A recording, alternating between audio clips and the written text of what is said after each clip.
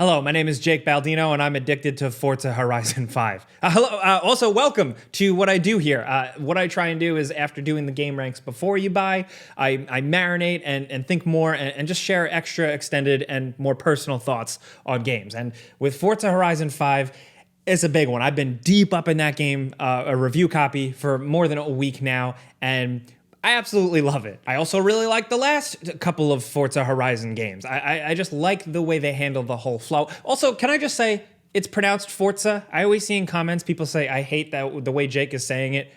That's how it's said. Like, I thought we figured that out. But really, the thing with Forza, the thing that surprised me the most is the fact that with this one, I'm addicted to it. I play all of them, I enjoy them, but this one really hooked me. And I think it's mostly just because it does give you the most. It throws so much stuff at you. And for me, that's usually a big turnoff. I've talked about this before, kind of how games, the sensory overload of some games and maps filled with stuff to do, just after a while it can get kind of old. But with Forza, I think what it does is essentially it creates this loop of endless racing, always having a new thing to do, never getting bored, and also being consistently and constantly rewarded for it. You're always driving, you're always earning. Even if you're just exploring the open world and not even jumping into any races, stuff is happening. You're always leveling up, you're always earning a new car, you're always tweaking and tuning things, and it's really good because if you couple all of that with what I think is just the most rock solid gameplay for a couple of reasons, because you know it's that middle line between like arcadey fun racer and hardcore simulation, and then of course you can like tweak it however you want. I usually turn pretty much most of the assists off in terms of like the line on screen. I turn that off mostly. I usually leave it for corners to suggest how much to brake. I see a lot of people play the game and just leave that line, and I do. This isn't me being like an elite pro gamer or anything, but I feel like the thrill of a racing game is kind of taken away when you're constantly following a line on a path. Like it should be up to you to learn how to like corner and figure it out. But the game gives you that freedom, right? So like you can learn how to corner and learn how to follow courses and learn how to break around those corners, and then turn the settings off, and you can do whatever you want whenever you want. And I always talk about player freedom and player choice, and I think this is a good example for it. So you have that where you can have it really hardcore and challenging, you can have it a little fun and accessible, or you can have it really easy and accessible. And then there's also accessibility options, which is nice. There's so much you can kind of tack on or tack off. Take off. But the sense of speed is on lock. It's really good. It's really satisfying. They have all that stuff figured out at this point. Same with the world. Mexico is damn good. And what I like about it is obviously the variety. There's a ton of stuff. I also have barely ever been to Mexico, and I'm like, oh, wow, look at all this, you know? So like it's like a little bit of sightseeing. Granted, it's like a mishmash, but you're getting all these things. You're getting fun sand dunes, which I love, just kind of sailing off these sand dunes. I love the more forested areas, climbing up the volcanoes, and all of that stuff is really highlighted when you get into those big kind of adventure style missions that you unlock, which let you do those crazy chases where like you chase an airplane, or you know you're racing down from a volcano or driving into a sandstorm. There's a lot to that, and like the game built the world. They know the world is a little fun and all over the place, and then they give you things that are fun and all over the place to do and embrace in that world. So like you're doing cool jungle cruises, you're doing Baja Desert racing. Like there really is, and it's like such an overused phrase, but there really is something for everybody here. One downer thing though, that I just want to talk about this for a second, the music kind of bummed me out. It wasn't as strong as I thought as previous entries. I hear a couple things here and there that I like I hear Intergalactic from the Beastie Boys, DJ Cool, which is really cool. But I also really like the Spanish language music. It's good driving music, if you ask me. But like, there wasn't really too much more to it. I guess I'm not into like the dance music, the techno stuff. But a lot of people have said like, stop complaining, Jake. Just put on the Spotify app in your console and just do that. But I think that's so like to just dismiss it away like that. There's so much more to it when a game is implemented, when the music is implemented in a game. You know what I mean? Like you're missing kind of the nuance if you're just playing your Spotify playlist. I get when you're just out in the open world exploring, it works, but like there's little things like sound cues, the way the music will kind of fade out at certain points, or muffle when you're doing a certain type of thing. You lose that. So like the Spotify playlist thing, I get it. A lot of people have suggested it to me. It's like a half solution, cool, but honestly, honestly, it's not a big deal anyway, either way, because for me, for racing games always, except for like Need for Speed, because that shit had bangers. Most of the time, I would just turn the music off and just hear the cars because they sound so cool. So I don't mind. But in terms of cars, I was surprised this time specifically how much I was hooked on unlocking them and messing with them. Cosmetically, of course, but also the tuning and all that's fun. And of course, again, you have unlockable stupid stuff like horns, and the horns you can have like the Windows XP shutdown sound. You can have the Doom songs from the original Dooms like through a horn honking. Banjo-Kazooie,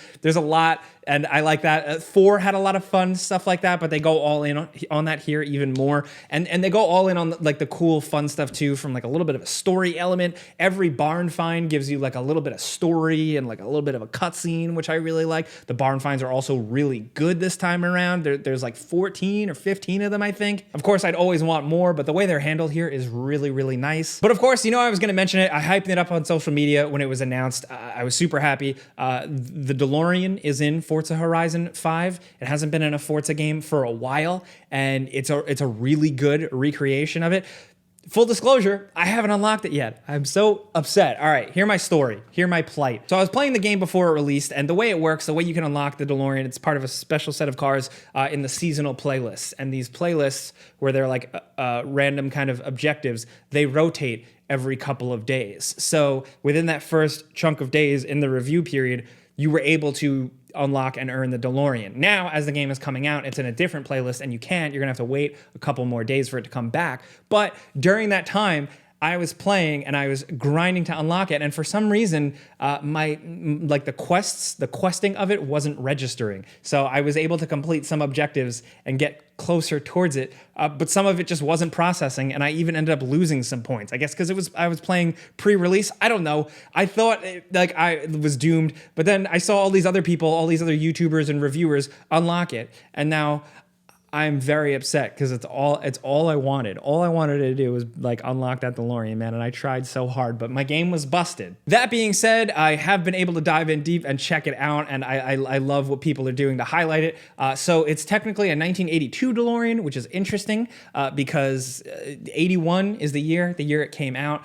For a lot of people, that is the year. 82 is when the company started to face some troubles, and then by 83, what you were getting, because there are technically 83 cars, but what they are is just kind of like an assembly of the parts after everything shut down. It's a long story, and there's like little tiny things, like a lot of cars, you can identify between the different models, but this 82 has the completely flat hood, no gas flap, and interestingly enough, an antenna and the passenger front fender, which is not one of the most common in terms of DeLorean variants. I have seen it, but I'm getting really granular with this, and you probably didn't ask for that, but maybe I'll make a DeLorean video when I unlock it. That was originally the plan, but yeah, the stats are accurate. It's not very fast because that's how it went. Not mechanically the most impressive thing, of course, but I have seen some YouTubers tune it really well in Forza, so I'll link one in the description down below that I really enjoyed.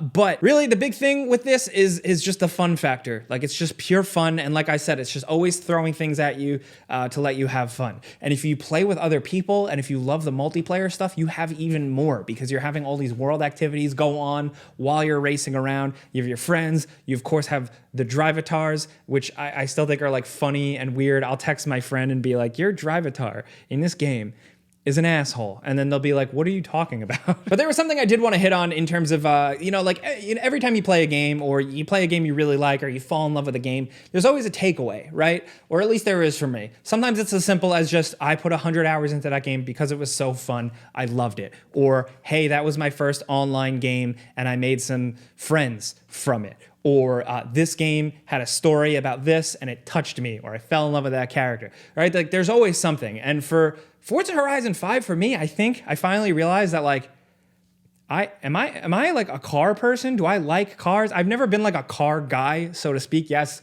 obsessed with the DeLorean, absolutely love it. But other than that, I just kind of like casually like cars. But I think Forza really pushed me and made me realize how much I do like this stuff. Like playing these games, grinding for different cars. I get excited seeing Aston Martins. I see all these McLarens. I'm looking for this car. I'm looking for this car. I realize how much I like weird 80s drug dealer cars like Trans Ams and stuff and Monte Carlos. And then I realize how much I also really like the off-road stuff like in the Baja racing trucks and the fact that I know about how those races go down. So with this game, like the takeaway for this, I was just like, oh, I guess I do like cars. I don't know. Is this a therapy session? I don't know. That's what I wanted to get at. Besides, of course, telling you why I think it's fun and you should play it. It might make you love cars even more. Side note, one of the best and most underrated racing games of all time, Auto Modelista for PlayStation 2. It's a Japanese Capcom developed joint. It was cel shaded. It was super awesome. Bring that back. Anyway, I digress. Let me know what you think about Forza. If you are waiting for the game to drop on Game Pass or whatever next week, let me know what you're going to jump into first, what kind of car you're going to gobble up first. If you are playing right now with the earlier access pre-order thing period, what are you driving? Also, what was your favorite moment? Have you had one of those big missions, or did you have an expedition you really liked, or even a story moment that, you know, gave you a little nugget? Like there's some little things in there, a little story, a little personality. Let me know what you think. Let's talk Forza and let's talk cars. Do you enjoy cars? Apparently I do, and this game helped me realize that. But thank you guys for listening to me and hanging out, and let me kind of ramble my thoughts here about Forza. If you had a good time with me and you appreciate what I'm trying to do here, just talk about stuff I love. Clicking the like button does help, so thank you. But I'm Jake Baldino. Thanks for being here. Subscribe because video games. Pizza's on me.